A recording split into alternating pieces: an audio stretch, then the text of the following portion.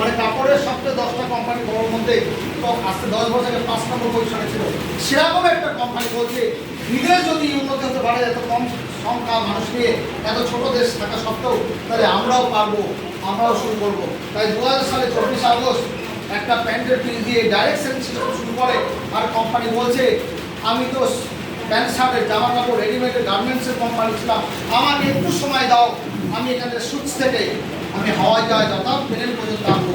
তা আজকে 2000 সালে 24 আগস্ট থেকে বাড়তে বাড়তে তাদের 7 থেকে 800 প্রোডাক্ট এসে গেছে। কোম্পানি যেটা আনেনি সেটাও বলছে আনবে। তাহলে বলুন, কোম্পানি ম্যানুফ্যাকচার করছে, কোম্পানি কারখানা লাগাচ্ছে, কোম্পানি দোকান তৈরি করছে, company delivery, company online, company সব কিছু মেনটেন করছে। আর আমরা এসে কি করছি? আমরা কি করছি? কিচ্ছু করছি না। আমরা জাস্ট এখান থেকে দোকানটা পরিবর্তন করে যে জিনিসটাকে উপকার পেয়েছি, ভালো পেয়েছি, উপকার পাচ্ছি, ইনকাম পাচ্ছি, সেই প্রচারের দায়িত্ব, সেই অ্যাড বিজ্ঞাপনের দায়িত্ব কোম্পানি আমাদের দিয়েছে। আর কোম্পানি হাজারো না লাখো কোটি টাকা লাগিয়েছে ম্যানুফ্যাকচার বিভিন্ন কোম্পানির প্রোডাক্ট তৈরি করার জন্য। এক একটা প্রোডাক্টের মানে ম্যানুফ্যাকচারের জন্য কারখানা করার জন্য কোম্পানি হাজার কোটি টাকা ইনভেস্ট করতে হয়। 7 থেকে 800 টাকা আছে, 1 টাকা আমরা ইনভেস্ট করিনি। কিন্তু কোম্পানি বলছে আমার দেশকে আর্থিক আজাদি দেবো, অর্থনৈতিক সাহায্য দেবো, নতুন ভারত নির্মাণ করবো, তোমরা শুধু সাপোর্ট করো, প্রচার করো ভাই, প্রচার করো। দেখবে টিভিতে হোর্ডিং গালায় যখন বিজ্ঞাপন দেয় না, ওরা দেখে রাখে আমার বিজ্ঞাপন দেখছে বা কে শুনছে, ওরা কিন্তু প্রচারটাই করে যায়। তাহলে এখানে আমরা মানুষ ডাইরেক্ট যখন মুখোমুখি আমার পরিবেশে, আমার আত্মীয়, আমার কাছের লোককে যখন বলবো, তাহলে আমি সত্যি কথা বলবো, নিশ্চয়ই একটা সামান্য 2 টাকা লাভের জন্য আমার আত্মীয়র সাথে প্রতিবেশীর সাথে আমি সম্পর্ক খারাপ করবো না। করবে তো? কে করবে না? তাহলে এখানে যত প্রোডাক্ট আছে, দুটো মিনিটে নিয়ে বললো, সব প্রোডাক্ট নিয়ে বলতে রাত দিন কভার হয়ে যাবে, সেই সবাই আমি মানে আমি পরে পৌঁছাই। তো এই জিনিসগুলো আমরা যখন ব্যবহার বাইরে করতেই হয়, নতুন কিচ্ছু করছে না, এখান থেকে যদি ব্যবহার করি আর করে যদি আমি সুস্থ থাকি, ইনকাম পাই, আর যদি এইটাই মানুষের প্রচার করতে থাকি, আর সেখান থেকে যদি 1-2 বছরের মধ্যে আমার একটা রয়্যাল পরিষেবা ইনকাম আসে, আর সেখান থেকে আনলিমিটেড ইনকাম, লাখো টাকা ইনকাম আসে, আমার ফ্যামিলি যদি সিকিউর করতে পারি, তাহলে প্রবলেমটা কোথায়? আমাদের লজ্জা কিসের? আজকে অন্যভাবে নেবে না, ক্লাস 6 পাস গর্ব করে বলছি। কেন? এই সিস্টেম এমন একটা পজিশনে দিয়েছে, আমার থেকে প্রচুর শিক্ষিত মানুষ, আমার থেকে প্রচুর সিনিয়র মানুষ এই সিস্টেমে কিছু জিনিস শিখেছি বলে, সেই অভিজ্ঞতা সঞ্চয় করেছি বলে, তাদেরকে শেয়ার করছি বলে আজকে আমাকে মানছে। যদি আমি কিছু করে না দেখাতে পারতাম, আমাকে কেউ মানতো না, যত শিক্ষিত আমি দেখাতাম। তাহলে এই সিস্টেম সাধারণ মানুষকে অসাধারণ হওয়ার জন্য দারুণ একটা বড় প্ল্যাটফর্ম, একটা বিরাট বড় সুযোগ। কিন্তু আমরা অনেকে বুঝতে পারছি না, ভাবছি হ্যাঁ করছি, কর্মক্ষণ চলে তো যাচ্ছে, হাড়িতে চাল আছে, মাথা বোঝার একটা জায়গা আছে, এটা মানুষ না, এটা ওই মানে না মরে বেঁচে আছে, না মরে বেঁচে আছে, শুধু মরে যেতে পারছি না বলে বেঁচে আছে। কিন্তু যদি বাঁচার মতো বাঁচতে হয়, তাহলে মানুষের যে স্বপ্ন আশাগুলো পূরণ না করলে না, সে শান্তি পায় না। আমার ইচ্ছা আমি ভালো খাবো, ভালো করবো, আমি ভালো শাড়ি কিনবো, ভালো বায়না করবো, ভালো বাড়ি করবো, আমার 4 চাকা থাকবে, আমি ট্রেনে দ্রুতগতি, আমি ওই দৌড় ঝাঁপো, ধুলো ময়লা, আমরা কেউ ইচ্ছে করে খাই না। ভিড় ট্রেনে আজকে কেউ শখ করে উঠি, আমরা পার্সোনাল গাড়ি নেই, কি বলবো? হ্যাঁ, যদি পার্সোনাল 4 চাকা থাকতো, আমরা তো ভিড়ে ঠেলাঠেলি করবো না। তাহলে আরসিএম এমন একটা সিস্টেম প্ল্যাটফর্ম সবার কাছে সুযোগ দিয়েছে, তুমি যদি চাও এখান থেকে তুমি তোমার জব কত বড় সংখ্যা পূরণ করতে পারো, তোমার 4 চাকা গাড়ি বাড়ি সব হবে, বিশ্বাস করো, শিখতে থাকো, শেখাতে থাকো, আর এখান থেকে যে সুযোগ উপকার পেয়েছে সেটা বলতে থাকো, তোমার হয়ে যাবে। আর আজকে মানুষ বুঝতে পারছে না, একটা মানুষদের শুরু হয়েছিল, আজকে এখানে 4 কোটি মানুষ হয়ে গেছে। দেখবেন আইডি দেখবেন, 4 কোটি মানুষ হয়ে গেছে। একটা দোকান দিয়ে শুরু হয়েছিল, আজকে এখানে দোকান আছে যে করে 5 লাখ টাকার উপরে ইনভেস্ট করেছে, এরকম দোকান কোম্পানির 16,000 আছে সারা ভারতবর্ষে। একটা ডিপো দিয়ে শুরু হয়েছিল, একটা ডিপোয় 1000 কোটি টাকার প্রোডাক্ট আছে, 200 খানা ডিপো আছে সারা ভারতবর্ষে। আর কোম্পানি হেড অফিস বলে মানুষ বোঝে না, কোম্পানির হেড অফিস হচ্ছে 1800 বিঘে জমির উপরে, 600 একর জমি মানে 1800 বিঘে জমির উপরে কোম্পানি হেড অফিস। এবং কোম্পানি এত বড় কোম্পানি, যারা যারা আমি রাজস্থান গেছি, এখানে অনেক মানুষ বসে আছে, সময় কম বলছি না, আমরা নিজের চোখে দেখে এসেছি দোকানে কীভাবে আটা তৈরি হচ্ছে, কীভাবে সম্পাদন তৈরি হচ্ছে, কীভাবে চানাচুর প্যাকেজিং হচ্ছে, কীভাবে গম প্যাকেজিং হচ্ছে, এবং কোম্পানি একসাথে কত মানুষ, কয়েকশো মানুষ একসাথে বাথরুমের জন্য একসাথে থাকতে পারবে, এবং ওখানে প্রচুর ঘুরে শেষ করা যাবে না, পা ব্যথা হয়ে যাবে। এত বড় কোম্পানি, আমরা 45% লাভের পার্টনার, তারপরেও না আমার কোম্পানি মালিক বানিয়েছে, স্বয়ং কোম্পানি নিজে মুখে আমাদের শোনা, যারা গুরুত্ব তাও শুনতে পাচ্ছে, বলছে তোমাকে মালিক বানিয়েছি, তাহলে মালিকের মতো আচরণ করো, মালিকের মতো দেশ করো, মালিকের মতো ব্যবহার, মালিকের মতো কথাবার্তা।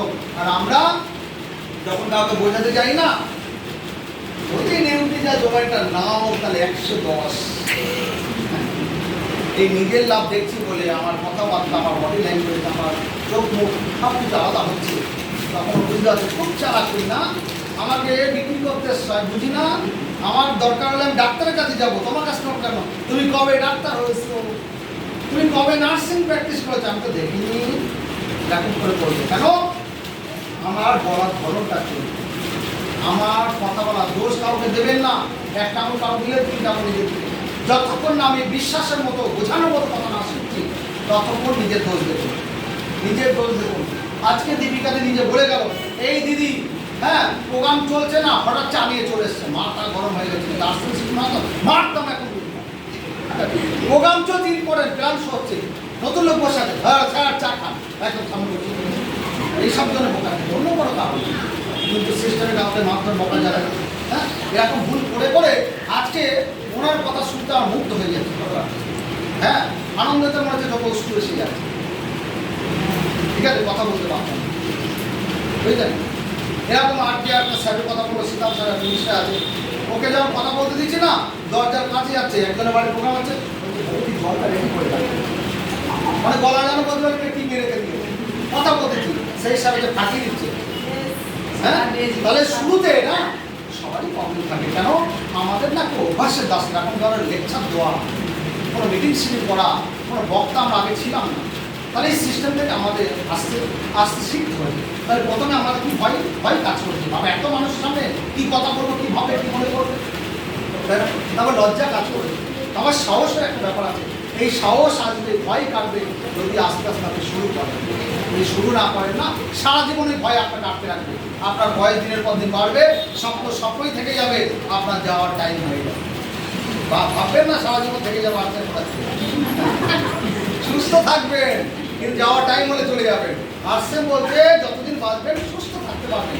তাহলে এত সুন্দর সিস্টেম, এত সিকিউরিটি, এত ইনকাম, এত ভালো প্রোডাক্ট, এখান থেকে এত ইনকামের জায়গা, এই জন্য সব প্রথম আমার প্রশ্ন হয়েছিল এ দিচ্ছে কি করে, বাইরে কোনো কনসেপ্ট, বাইরে কোনো কোম্পানি, বাইরে দোকানদার কিছু দিতে পারছে না, এই কোম্পানি কোথায় দিচ্ছে, কীভাবে দিচ্ছে, এটা জানতে বুঝতে হবে। আমার এই যে প্রশ্নটা হয়েছিল সেটা জানতে হবে আমাদের বর্তমান যে বাজারীকরণের সিস্টেম আছে, মার্কেটিং যে সিস্টেম আছে, ওটা দেখলে আমরা বুঝতে পারবো কেন ওরা দিতে পারছে না, এই সিস্টেম কোথেকে দিচ্ছে, কীভাবে দিচ্ছে, কেন দিতে পারছে।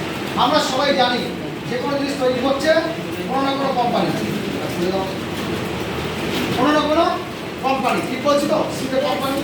উদাহরণ হিসেবে ধরলাম কোনো একটা জিনিস কোম্পানি ম্যানুফ্যাকচারিং কস্ট করতে ধরলাম 50 টাকা, কত 50 টাকা, এটা উদাহরণ হিসেবে দেখছি, বাইরের মার্কেটে এইভাবে চলছে।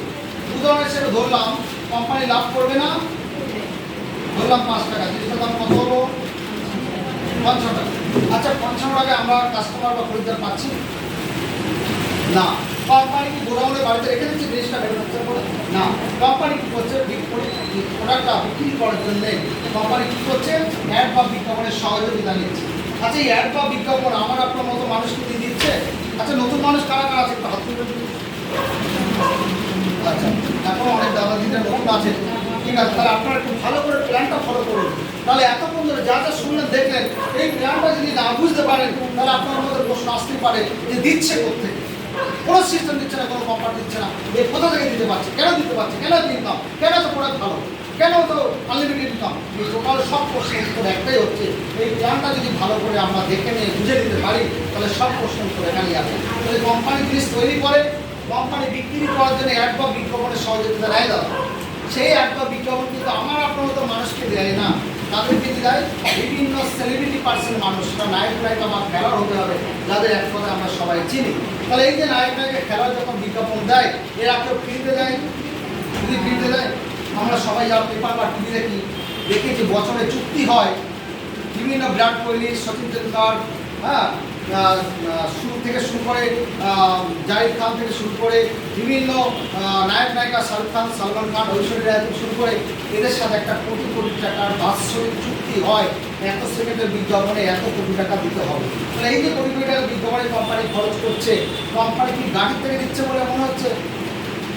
কোম্পানি গাড়ির থেকে দেয় না, কোম্পানি কি করে প্রোডাক্ট ওপর জিনিসটা দামটা চাপিয়ে দেয়।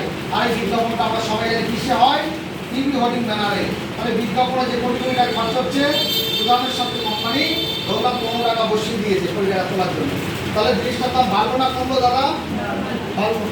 যখন বিজ্ঞাপন হয়ে গেল, ভারতবর্ষে আম পাবলিক আমজনতা জেনে গেল যে নতুন একটা জিনিস বেরিয়েছে বা লঞ্চ করেছে, তখন আমাদের দেশকে বেশ কিছু কোটি লোক আছে তাদের একমাত্র আমরা স্টপিস বা এজেন্ট বলি, বাংলায় আড়তদার বলি, তিনি প্রচুর টাকার মালিক, কোটি কোটি টাকার মালিক। যখন প্রোডাক্টটা প্রমোশন হয়ে গেল, প্রচার হয়ে গেল, ভারতবর্ষে আম পাবলিক আমজনতা জেনে গেল, তখন এজেন্ট কী করলো, সরাসরি কোম্পানির সাথে যোগাযোগ করলো, আপনার যত প্রোডাকশন হচ্ছে আমাকে যদি আমি মার্কেটে সাপ্লাই করে দেবো। তাহলে কী করলো, কোম্পানির থেকে প্রোডাক্টটা তুলে নিয়ে স্টক করলো, কোটি টাকা প্রোডাক্ট ইনভেস্ট করে, তাহলে নিয়ে স্টক করলো, তিনি একটা বেনিফিট নেবে না? ধরলাম এই প্রোডাক্ট কোটি কোটি টাকা লাগিয়েছে বলে উনি 10 টাকা লাভ নিয়েছে, তাহলে জিনিসটার দাম বেড়ে গেল। এজেন্টের কাছ থেকে আমরা কাস্টমার পাই না, ওখান থেকে আবার কে নেয়? ডিস্ট্রিবিউটার নেয়, যে ডিস্ট্রিক্টে জেলায় জেলায় দিচ্ছে। এই ডিস্ট্রিবিউটার কয়েক লক্ষ টাকা ইনভেস্ট করেছে, উনিও কিছু লাভ নিলে, ধরলাম উদাহরণের সাথে 5 টাকা লাভ নিল, জিনিসটার দাম আবার বাড়লো। ডিস্ট্রিবিউটারের কাছ থেকে আমরা খরিদ্দার পাই না, ডিস্ট্রিবিউটারের কাছ থেকে কে নেয়? হোলসেলার, যেটা পাইকারি দোকানদার বলে থাকে, ইনিও প্রচুর টাকা পুঁজি লাগিয়েছে, ইনিও লাভ নিলে, ধরলাম উদাহরণের সাথে ইনিও 5 টাকা লাভ নিলে, প্রোডাক্টটা করে চাপলো, তাহলে জিনিসটার দাম আবার বাড়লো। আর এই হোলসেলার থেকে কে দিচ্ছে?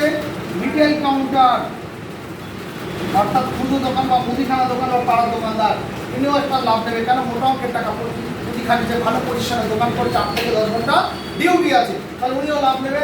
ধরলাম উনি খুচরো বিক্রি করে 7 দিন ধরে উনি 10 টাকা লাভ নিয়েছে, তাহলে জিনিসটার দাম আবার বাড়লো।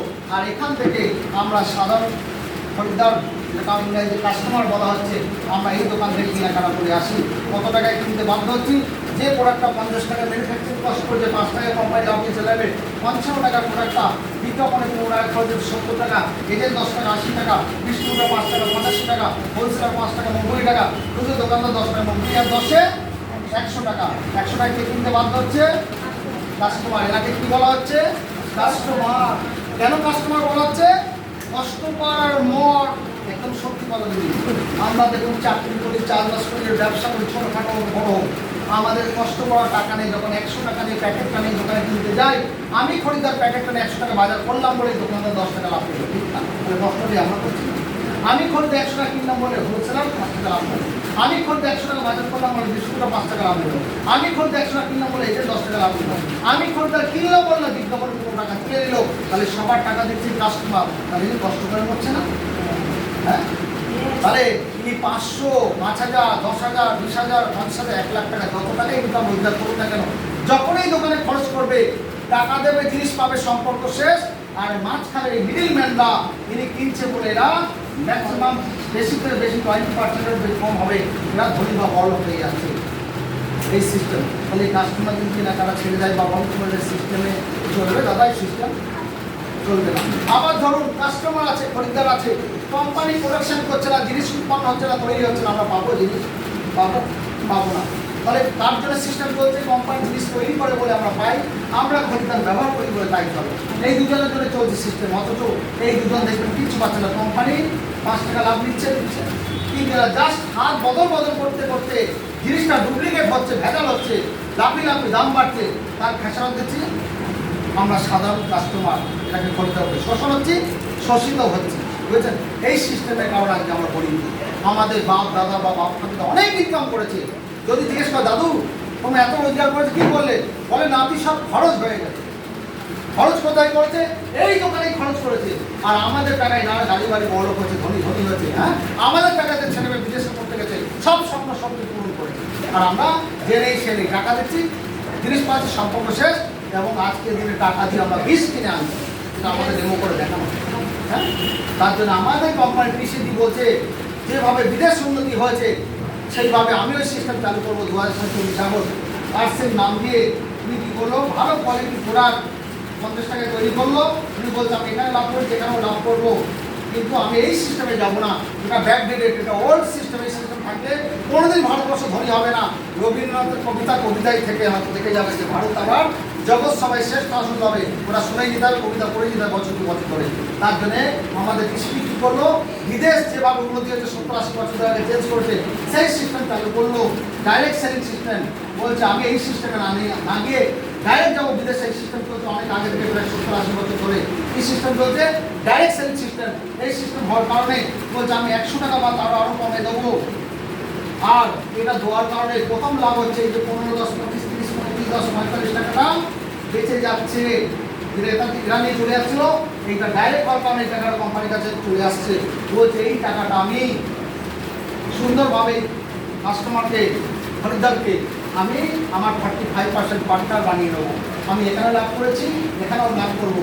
আর এনাকে বলবো, আপনি যদি স্বপ্ন পূরণ করতে যান, আর কৃষিজির স্বপ্ন কি বলছে, আমি ভারতবর্ষে আর্থিক কাজে যে আনবো, যেরকম নেতাজি সুভাষচন্দ্র বসু সবাই নাম জানে না, মন্ত্রণালয় সবাই চেনে না, সেটা উনিও চাইছে ভারতবর্ষে এমন একটা সিস্টেম খাড়া করবো যেন আমার যুগ যুগ ধরে নাম থেকে যায়। তার জন্য ওনার এইটাই টার্গেট। উনি কিন্তু তার আগেরও জন্য এখনো করছে। তার জন্য উনি ডাইরেক্ট সিস্টেম বিদেশি নাম চালু হয়েছে, সেটা শুরু করেছে। এই ডাইরেক্ট হওয়ার কারণে এই সিস্টেমে আমাদের নাম দিয়েছে কি RCM। এই সিস্টেমটার নাম দিয়েছে RCM। কেন RCM নাম দিল? আর ফর রাইট মানে সঠিক, সি ফর কনসেপ্ট মানে ধারণা, এম ফর মার্কেটিং মানে বাজারকরণ ব্যবস্থা। এইটার RCM ফুল ফর্ম হচ্ছে সঠিক ধারণার একটা বাজারকরণের ব্যবস্থা। আর এটা হচ্ছে কি WCM, রং কনসেপ্ট মার্কেটিং। কেন রং? এই যে হাত বদল হচ্ছে মানে ডুপ্লিকেট হওয়ার সম্ভাবনা থাকছে। এই যে হাত বদল হচ্ছে মানে লাফিয়ে লাফিয়ে দাম বাড়ছে। আজকেই দেখলাম আমাদের বেসমাদি পাঠিয়েছে বেড়াচাপা দেওয়াঙ্গায়, ছিলেন তো জায়গাটা সবাই, আমাদের একটা নামি দামি কোম্পানি, নাম নিলে অসুবিধা নেই, কেন প্রকাশ আমরা দেখছি, নামি দামি কোম্পানি। কি কোম্পানি? টাটা। তার 3টে দোকান সিজ করে দিয়েছে দেওয়াঙ্গা থানা পুলিশ। আর ওই অফিসাররা হ্যাঁ ওদের আর্থিক সিজ করছে। টাটা চা নকল ধরা পড়েছে, দেখবেন গ্রুপে দেওয়া আছে।